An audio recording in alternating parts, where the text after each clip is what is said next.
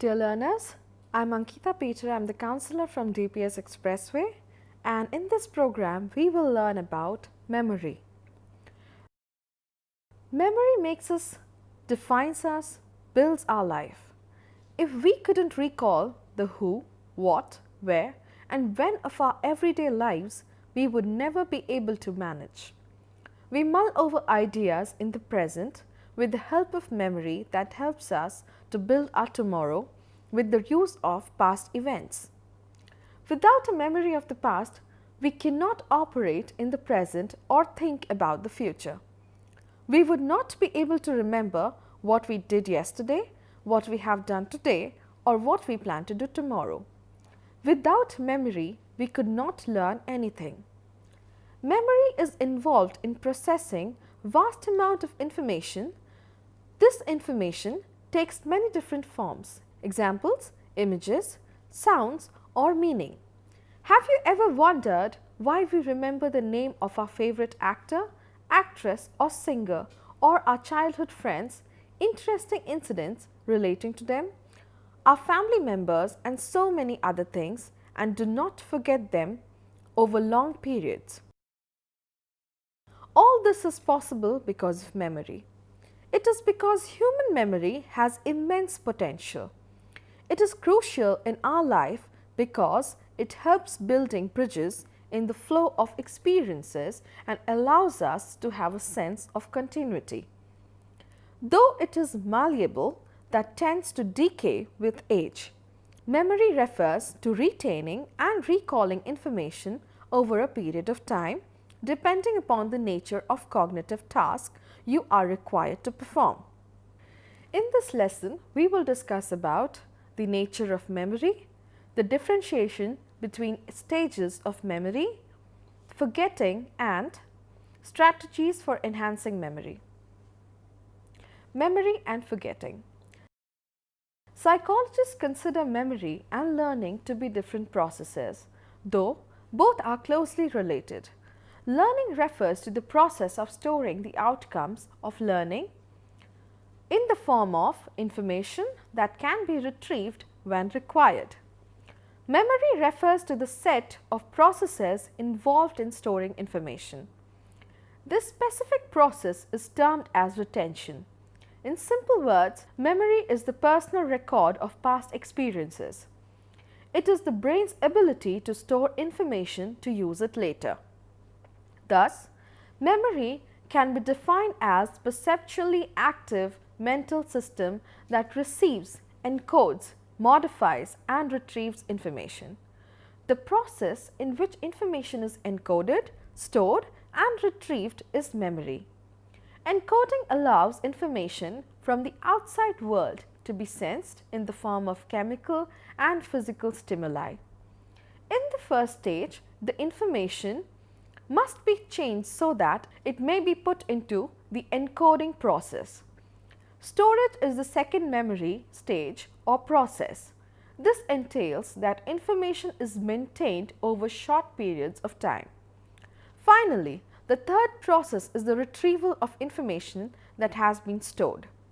Such information must be located and returned to the consciousness.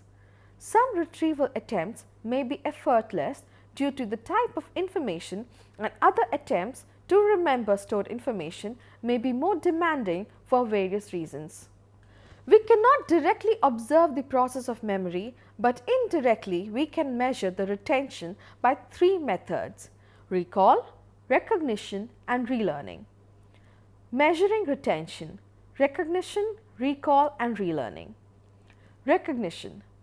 Recognition memory is the ability to recognize previously encountered events, objects or people. For example, when you are not able to remember someone's name but you know that you have seen his or her face before. The recall process. It is a process of using a general stimulus and finding the information about it from memory. For example, when one tries to remember a name without a face in front. The relearning process. It is the method of learning the learned material another time. It consumes less time than the original learning. Stages of memory. Memory is essential to all our lives. Psychologists have discovered that memory is not a single or unitary system, it has more than one distinct system or more than one type. According to the most acceptable model of memory, there are three major systems of memory: sensory memory, short-term memory, and long-term memory. Information moves successively through these three systems if attention is given to the material. If attention, focused awareness, which is not given, information does not move further into the system. Sensory memory. During every moment of an organism's life, sensory information is being taken in by sensory receptors and processed by the nervous system. The sensory information is stored in sensory memory just long enough to be transferred to short-term memory. Humans have 5 main senses: the sight, hearing, smell, taste, and touch. Sensory memory, which is SM, allows individuals to retain impressions of sensory information after the original stimulus has ceased. Sensory memory holds representation of sensory input for very brief periods of time, depending upon the modality involved. The sensory registers differ for each sense. Short-term memory. Short-term memory is primary or active memory. When rehearsal or active maintenance is prevented, the duration of short-term memory is believed to be in the order of seconds. Some information from sensory memory transfers to STM, which has a limited capacity to hold information that has the capacity of holding, but not manipulating. A small amount of information in mind in an active, readily available state for a short period of time. The capacity of STM is associated with the magical number 7 plus minus 2. If the number of units goes higher, new information displays or writes over the existing units. However, this limitation in capacity can be effectively expanded by a process known as chunking. That is, several units of meaningful information are packed into one chunk. For example, the number 19472002191, which is 12 digits, can easily be remembered. 12 digits are chunked into 3 units: 1947, 2002, 1941, all referring to calendar years. However, it does not passively hold information, rather actively process information. That is why STM is also known as working memory. The long-term memory, that is LTM.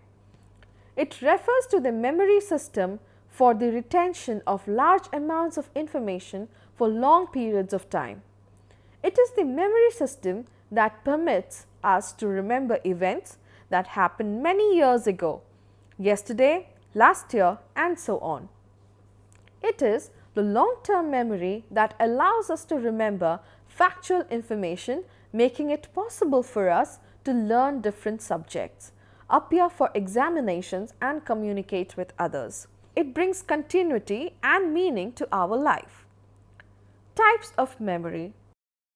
In recent years, psychologists have conceptualized memory into 4 types, which is: first, semantic memory, which deals with knowledge, meaning, and generalized experiences.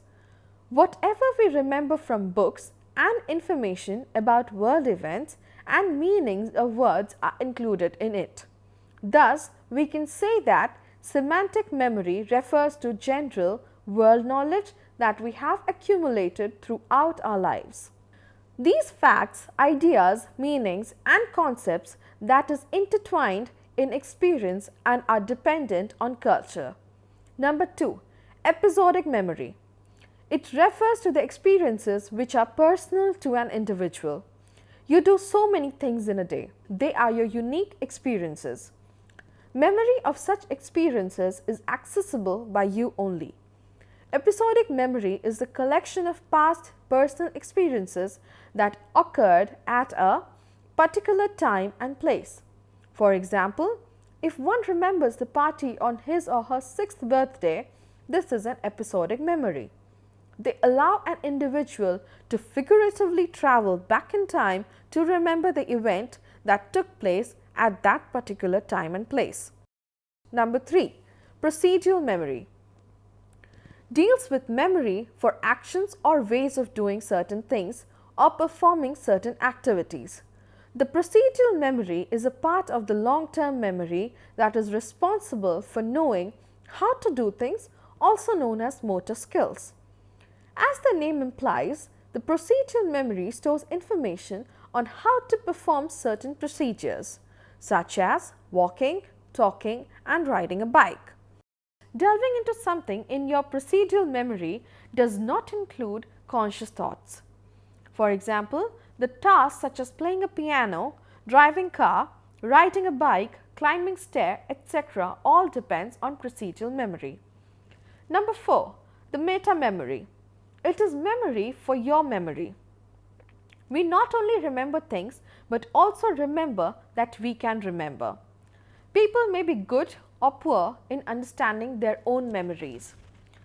Meta-memory is a type of metacognition, is both the introspective knowledge of one's own memory, capacities and strategies that can aid memory, and the processes involved in memory self-monitoring.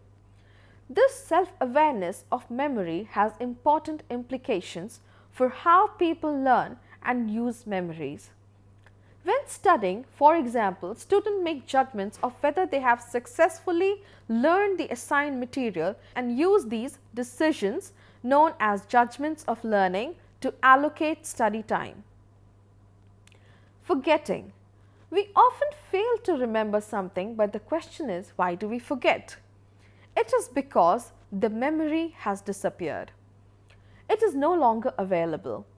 It is not that the memory isn't stored in memory system, but for some reason it cannot be retrieved from the system. It is a common experience that sometimes we are unable to remember information that we need at a particular time. We find that on some occasions this lets us down as we are unable to remember the information that we require desperately. The amount of time the information is stored in the memory depends on the minutes, hours or even days, can increase or decrease depending on how well the information is encoded. Failing to retrieve an event does not mean that this specific event has been forever forgotten. This could just mean that the information was not encoded well. During examinations, we are unable to remember or retrieve what we had learned. This is what we call forgetting. Why does this occur? The first systematic attempt to understand the nature of forgetting was made by Hermann Ebbinghaus, who memorized the list of nonsense syllables and then measured the number of trials he took to relearn the same list at varying time intervals. According to him, the rate of forgetting is maximum in the first 9 hours, particularly during the first hour. After that, the rate slows down and not much is forgotten even after many days. Many explanations have been offered to explain this kind of loss. Theories to explain the causes of forgetting. Number 1. Decay.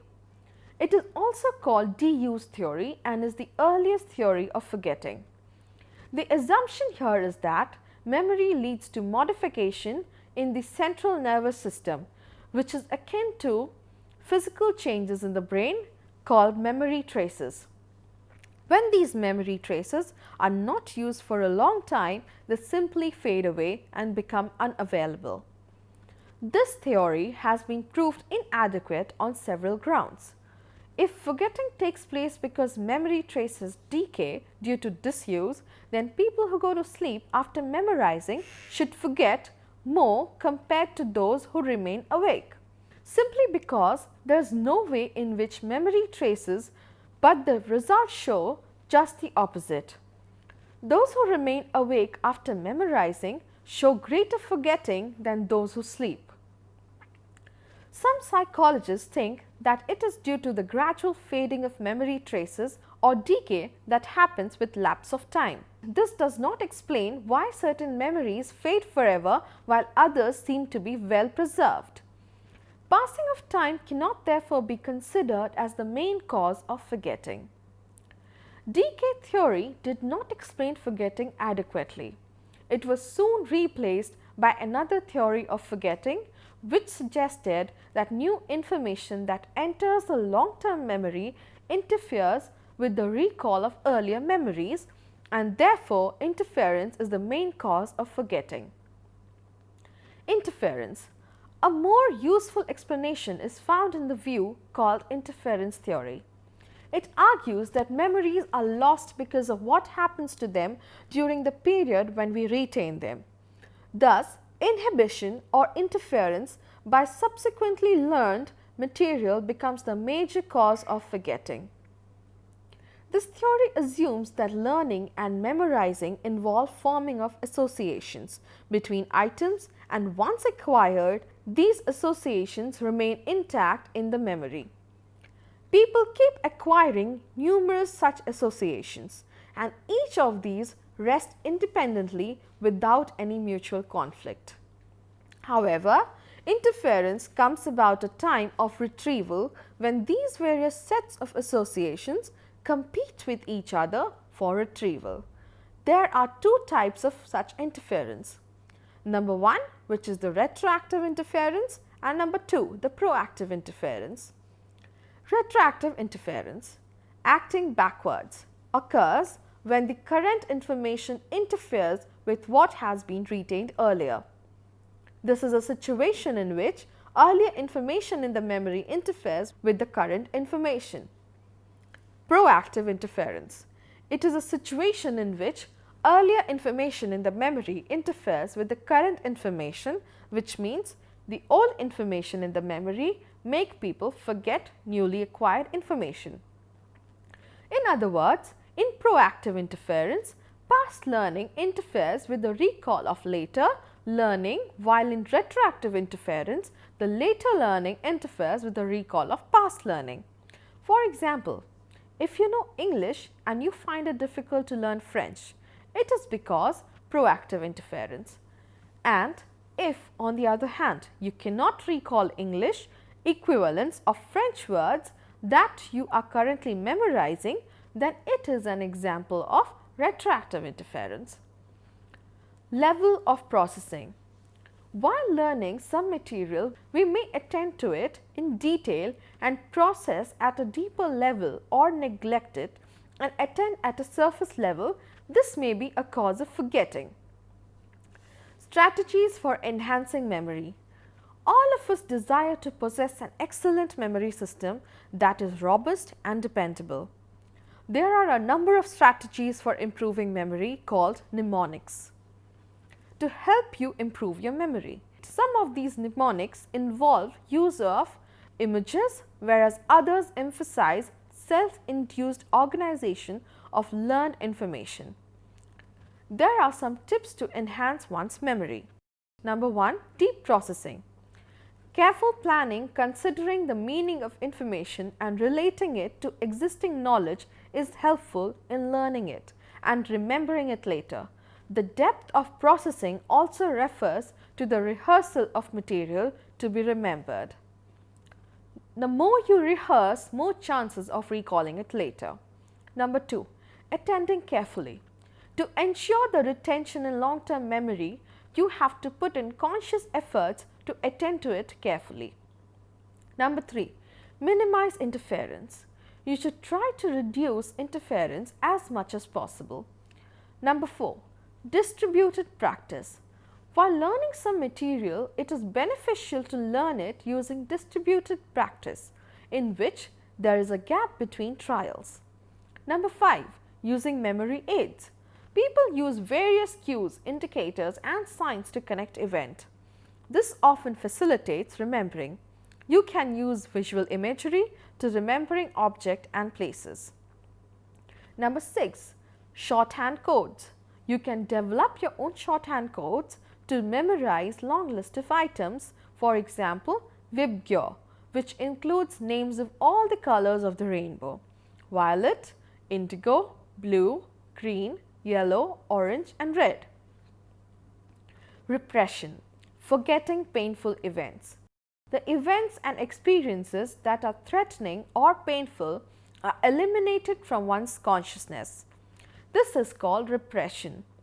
Freud believed that the repressed memories are pushed into hidden recesses of the unconscious mind.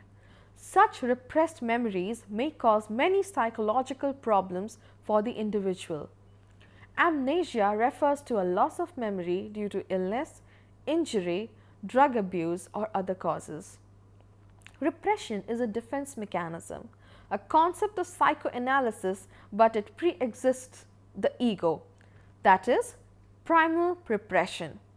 It ensures that what is unacceptable to the conscious mind, which would arouse anxiety, is prevented from entering into it.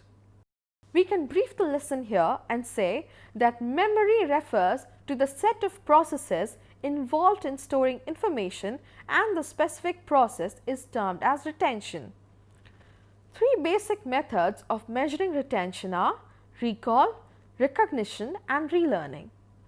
Sensory memory holds representations of sensory input for brief periods of time, depending upon the modality involved. Short-term memory or STM holds relatively small amounts of information for brief periods of time, usually 30 seconds or less. Long-term memory is a memory system for the retention of large amount of information for long periods of time. Forgetting is loss of memory or failure to recall. It is caused by several factors including decay, level of processing and depression. Memory can be enhanced with the help of mnemonic strategies. I wish you a very happy learning and hope this will be helpful for you in your future endeavors. Thank you.